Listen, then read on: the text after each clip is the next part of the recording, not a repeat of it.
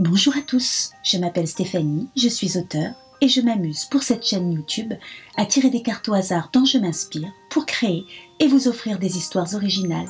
Pour ce tirage, j'ai tiré les cartes un couple qui veut un enfant parfait, le gouvernement et une ville sous totale surveillance. C'est parti pour de la dystopie. Je vous propose la lecture d'Au-delà des normes. Bienvenue à l'atelier de la vie. Entrez donc, n'ayez pas peur. Venez rencontrer nos semeurs d'avenir. Chacun d'entre eux sera ravi de vous rencontrer et de vous expliquer chaque étape de la fabrication de votre petite graine. Elabella contourna l'hôtesse d'accueil de réalité augmentée sans lui accorder le moindre regard. Le corps tendu, les sourcils froncés. Elle savait pourtant qu'il était dangereux de ne pas arborer un visage affable, mais elle était bien trop stressée pour maintenir les apparences. Elle cherchait un semeur d'avenir en particulier, et elle avait tant de fois arpenté les allées de l'atelier de la vie qu'elle connaissait par cœur le chemin pour s'y rendre. Son cœur battait à tout rompre alors qu'elle avançait. Elle aurait voulu courir, mais elle se forçait à maintenir une allure lente et distinguée, comme il était de coutume. Si elle ne pouvait contenir les expressions de son visage, au moins pourrait-elle contrôler son allure. Lorsqu'elle le vit, elle se ressaisit et un sourire jovial se dessina aussitôt sur ses lèvres, malgré ses yeux toujours froids et distants. Salutations lumineuses, chère semeur d'avenir néodache. Un homme très grand, à la peau café au lait, se tourna vers elle, un sourire poli sur les lèvres. Il ne semblait pas se souvenir d'Elabella. Après tout, Adamelius avait été offert au monde 5 ans plus tôt, et Alessio Vanni et elle n'avaient pas eu besoin de revenir depuis. Tout semblait si parfait, et Elabella y avait tellement cru. Elle se revoyait encore avec Alessio Vian se dirigeant vers ce même bureau pour la première fois, stressés mais heureux, leur dossier projet bébé sous le bras. Les couples n'avaient le droit qu'à un seul enfant pour éviter un peuplement excessif de la planète. Le projet était donc pris très au sérieux. Alessio Vanni et elle avaient économisé une forte somme, espérant accéder à une bonne programmation embryonnaire. Ils avaient cependant été un peu déçus en s'apercevant qu'ils ne pourraient pas avoir accès au meilleur programme, hors de prix, le Baby Booster 1. Ils pourraient toutefois s'octroyer le second programme, qui apparemment était également prestigieux. Et puis, de toute façon, ils avaient déjà 42 ans. C'était la dernière limite pour pouvoir offrir au monde. Alors, ils avaient signé, les yeux fermés. La conception avait duré plusieurs rendez-vous. Le semeur d'avenir leur avait fait passer de nombreux tests. Ils avaient également dû répondre à plusieurs questionnaires concernant leur goût eu égard à la future graine. Et bien sûr, il avait fallu offrir le matériel génétique au semeur d'avenir. Plusieurs embryons s'étaient développés, mais un seul avait répondu positivement à toute la programmation du semeur d'avenir. L'embryon qui deviendrait leur graine, Adamelius. Les autres avaient été détruits, Mais Elabella le savait, c'était pour le bien de l'humanité. Durant 9 mois, Adamelius grandit dans un utérus artificiel. Tout le monde trouvait cela génial. La femme n'était plus esclave de sa maternité, son corps restait le même, beau et inchangé, elle n'était pas obligée de s'arrêter de travailler et restait fonctionnelle jusqu'au jour où la graine était offerte au monde. C'était pour le mieux, pour tout le monde et pour l'humanité. Celle-ci s'en portait tellement mieux. Elabella venait cependant le voir tous les jours. Une main plaquée contre la paroi de verre, elle l'observait avidement, essayant de créer un lien avec lui, croyant parfois ressentir un coup de pied, lui parlant à voix basse, en espérant être entendue. Salutations lumineuses. Nourricière de l'avenir ? Oui, je suis une nourricière de l'avenir. Ma graine, Adamelius, a été offerte au monde ici même il y a 5 ans. Je m'appelle Elabella. Le sourire du semeur d'avenir se figea. Vous savez qu'on ne peut être nourricière de l'avenir qu'une seule fois, même si la graine venait à avoir un problème, un accident. Non, je vous rassure, Adamelius jouit toujours du soleil. Par la lumière elle-même, c'est une bonne nouvelle. C'est pour une autre question que j'aimerais m'entretenir avec vous. j'ai vraiment besoin d'aide, ajouta-t-elle précipitamment, le voyant hésiter. Je ne sais si je pourrais vous aider, mais allez-y. Ma graine, Adamelius, il vient de faire sa rentrée à l'école de la bienveillance. Merveilleux! La coupa-t-il. Oui, mais le problème est qu'il ne semble pas s'y épanouir. Le regard du semeur d'avenir se figea alors qu'il la fixait avec attention. Quelle programmation embryonnaire aviez-vous choisie? La Baby Booster 2. Quelles sont vos professions à votre équipier à vous-même? Mon équipier est mécanicien de réalité augmentée. Quant à moi, je suis cultivatrice en chef d'organismes synthétiques. Il fit une grimace rapide. Votre équipier ou vous-même avez-vous étudié dans une école de la bienveillance? Ce fut au tour d'Ella Bella de grimacer. Moi oui, mais Alessio Van, mon équipier, était en école de la réussite. Il aurait pu, mais ses parents n'avaient pas les moyens financiers. Le semeur d'avenir hocha la tête pensivement. Normalement, votre graine devrait bénéficier d'une intelligence tout au moins au-dessus de la moyenne nationale. Augmenter l'intelligence effective d'un embryon demande des techniques de manipulation très complexes. Et, il y a 5 ans, elles n'étaient proposées dans leur totalité que dans la Baby Booster 1. Votre embryon a reçu cependant un booster d'intelligence niveau médium, ce qui normalement aurait dû donner à votre graine un niveau d'intelligence au moins supérieur à la moyenne. Bien évidemment, si le matériel génétique d'origine était d'excellente qualité. Un nouveau tic fit trembler le sourire d'Ella Bella. Je suis persuadé que votre graine sera sans doute mieux dans une école alternative. Nous ne pouvons rien faire? Il existe des ateliers de reprogrammation, mais ils s'avèrent très onéreux. Je vous parle de prix bien plus élevés que celui du Baby Booster 1. Et les résultats concernant l'intelligence restent encore mitigés. Ella Bella semblait en état second lorsqu'elle entra dans le transporteur responsable. Plusieurs personnes posèrent sur elle des regards soupçonneux. Elle les vit, sut qu'elle devait se ressaisir, chasser les larmes dans ses yeux et sourire. Mais elle en était incapable. Elle finit par descendre à un arrêt et par marcher le long des artères de sa ville, le bruit ambiant berçant ses pensées. Avoir une graine était le projet le plus important de sa vie. Elle l'avait voulu, elle l'avait rêvé, elle l'avait espéré, et pas une seule fois elle n'avait anticipé un tel revirement de situation. Quand Adamelius avait atteint son 6e mois embryonnaire, Alessio Van et elle avaient contacté l'école de la bienveillance la plus proche de chez eux. Y être inscrit était très coûteux, et il fallait convenir aux très nombreux critères d'éligibilité. Mais Ella Bella et Alessio Van y étaient parvenus. Adamelius y avait fait sa rentrée 5 ans plus tard, après 5 années merveilleuses dans une pouponnière d'excellence. Pourquoi tout semblait s'ébranler maintenant? La phrase était tombée comme un coup près, sèche et tranchante. Je ne vais pas vous le cacher. Adamelius fait montre de grandes difficultés d'attention et de mémorisation. Ella Bella et Alessio Van avaient été pris de court. Un peu sonnés, leur sourire s'était soudainement élargi, comme s'ils cherchaient à s'attirer la sympathie de la directrice de l'harmonie éducative. Adamelius, assis à leur côté, regardait ses petites mains posées sur ses genoux. « C'est pourtant un enfant calme, » tenta Ella Bella. « Je ne l'ai jamais vu agité. »« Ni agité, ni éveillé, » trancha la directrice de l'harmonie éducative.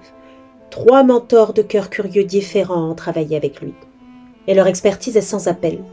Adamelius doit passer un test de repositionnement. Je suis désolée, mais il n'a pas les capacités de suivre les enseignements de notre établissement. L'école de la bienveillance était le meilleur établissement dans lequel un enfant pouvait s'épanouir. Ils y étaient préparés aux meilleures fonctions et beaucoup accédaient à de hauts postes à responsabilité. Mais Adamelius ne suivrait pas les enseignements de cette école. Il serait dans une école alternative, une école de second choix, comme sa programmation embryonnaire.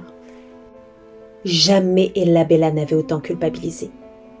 S'ils avaient vu plus grand, s'ils avaient épargné plus, et le verdict était tombé, plus violent encore que ce à quoi Alessio Van et elle s'étaient attendus. Adamelius irait dans une école de la dernière chance. C'est pas possible. Il est pourtant pas si bête que ça. Adamelius n'est pas bête, il est intelligent. Il y a forcément eu une erreur dans le test. Et si on lui prenait une éveilleuse de potentiel à domicile? C'est hors de prix. Et comment nous regarderaient les voisins? On ne peut quand même pas le mettre là-bas. Comment vont réagir les voisins en le voyant avec son uniforme d'après toi? Il vaut peut-être mieux qu'il le pense déscolarisé. Il aura qu'à mettre son uniforme dans le transporteur responsable avant d'arriver à l'école et l'enlever avant le retour à la maison. Après tout, tes parents n'avaient pas les moyens de te mettre dans une école de la bienveillance et tu t'en es tout de même très bien sorti. Tu ne peux pas comparer une école de la réussite à une école de la dernière chance, Elabella. La société ne mise même pas un bitcoin sur notre graine. Mais on a tout misé sur lui. On s'est peut-être trompé. Des murs gris, des fenêtres grillagées, des visages patibulaires. Adamelius était collé à sa nourricière alors qu'ils arpentaient craintivement les allées de la nouvelle école du garçon. Tout était silencieux cependant. D'un coup d'œil curieux par une fenêtre, Elabella avait vu des enfants travailler, tous assis correctement à leur bureau, silencieux, des mines tristes collées à leur visage. « De la discipline, c'est ce dont ces élèves ont besoin », avait assuré la mentor des cœurs curieux dans la classe de laquelle Adamelius évoluerait. « Adamelius est très discipliné », assura Elabella. La femme n'avait pas répondu, la gratifiant d'un sourire sceptique. Laisser sa graine, tout petit dans son uniforme marron mal ajusté, seul au milieu de cette marée de visages patibulaires, lui avait crevé le cœur. Elle s'était rendue à son lieu de travail, telle une automate, incapable de sourire ou d'interagir. Chaque matin, Adamelius et elle quittaient leur lieu de vie très tôt pour rejoindre l'école en périphérie de la ville. Les premiers jours, Adamelius se changeait dans les toilettes du transporteur responsable. Mais le changement de comportement des gens autour d'eux était tellement violent, beaucoup s'éloignaient en grimaçant, certains insultaient Elabella, un homme avait même craché au pied de la petite graine, qu'Elabella avait décidé de changer de plan. Adamelius revêtait à présent son uniforme avant de partir pour l'école, et elle le recouvrait d'un long et large manteau. La nouvelle s'était cependant répandue. Les parents d'Elabella étaient furieux, ceux d'Alessio Vanni, morts de honte. Plusieurs de leurs fréquentations ne voulaient plus que leurs graines jouent ensemble, et Elabella avait reçu plusieurs mises en garde de sa voix hiérarchique qui s'irritait de ne plus la voir arborer une mine joviale et une humeur propice à l'harmonie de leurs locaux. Alessio Vanni semblait se réfugier dans un mutisme buté, ne réagissant même plus aux demandes d'attention de son fils. « J'ai parlé à la mentor d'Adamelius. Elle est très satisfaite de ses résultats. S'il continue comme cela, il pourra passer un test en fin d'année pour intégrer une école de la résilience l'année prochaine. » L'année prochaine? C'est mieux que rien. Elle m'a assuré que très peu d'enfants bénéficiaient de telles passerelles. Et s'il n'y arrivait pas? Je sais qu'il va y arriver. Il y a eu une erreur dans le test de départ, je te l'ai déjà dit. Et quand bien même, tu crois qu'on nous regardera différemment parce qu'il n'est plus dans la pire école possible, mais dans celle juste au-dessus? Qu'ils nous regardent comme ils veulent? Elabella, on est en train de perdre tous nos avantages dans la société. Plus personne ne veut nous fréquenter. On devient des parias. C'est ça qui t'inquiète? D'ici quelques années, ils se rendront compte qu'ils ont été ridicules. Il n'y a pas que ça, Elabella, et tu le sais très bien. Nous sommes en train de faire supporter à la planète une vie de plus qui peut-être n'a rien à lui apporter. Qu'est-ce que tu es en train de dire, Alessio Vanni? Qu'est-ce que tu suggères? D'une main tremblante, il tendit un flyer couleur bleue qu'Elabella avait déjà vu de nombreuses fois à l'atelier de la vie. Elle s'en saisit tout de même, des larmes brillantes luisant dans ses yeux alors qu'elle lisait les mots qu'elle avait déjà lus auparavant, toujours avec des hauts le cœur. Éteindre par amour. Notre planète souffre pour supporter chaque nouveau souffle que nous offrons à l'humanité. Réguler la population humaine n'est pas simplement un choix pragmatique, mais une obligation morale pour assurer la survie de notre espèce et la santé de notre planète. Éteindre par amour. Notre planète souffre pour supporter chaque nouveau souffle que nous offrons à l'humanité.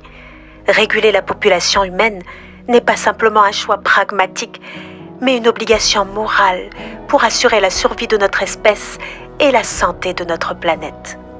Elabella froissa le papier, essayant vainement de le déchirer. Il ne ressentira rien, il va juste s'endormir. Il se tut, terrifié par le regard assassin de son équipière. Personne ne touchera à Adamelius.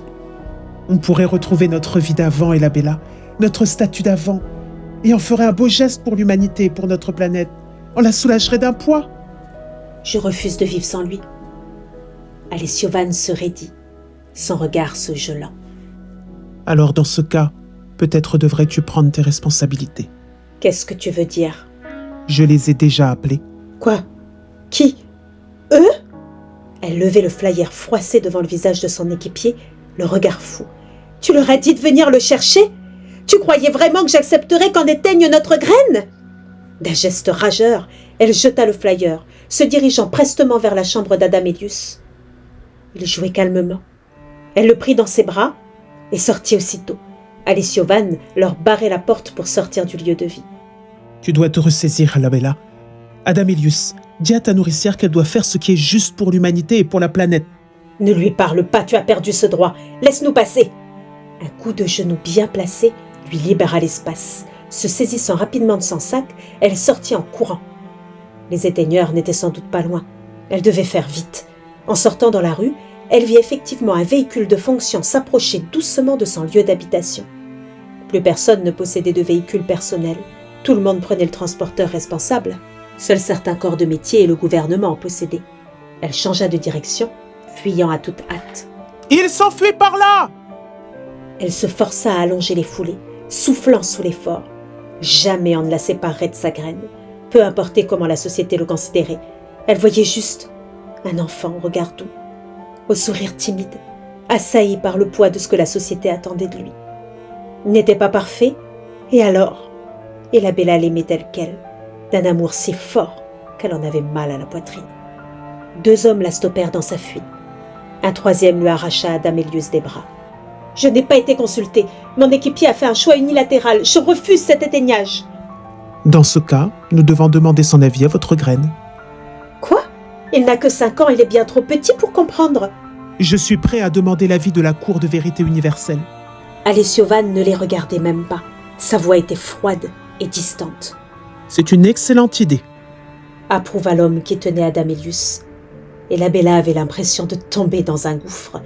Son regard croisa celui d'Adamelius, et elle y vit la peur, la terreur même. Elle sut que son destin venait de basculer. Adamelius était différent. Jamais le tribunal de vérité universelle ne lui laisserait sa chance. Éteignez-nous tous les deux. Alessiovan frémit à côté d'elle, son regard la foudroyant soudainement. Tu peux pas faire ça.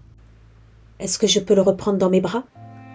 Sans un regard pour son équipier, elle suivit les hommes dans le véhicule de fonction, serrant Adamelius contre elle, l'embrassant et lui susurrant des mots doux et rassurants à l'oreille.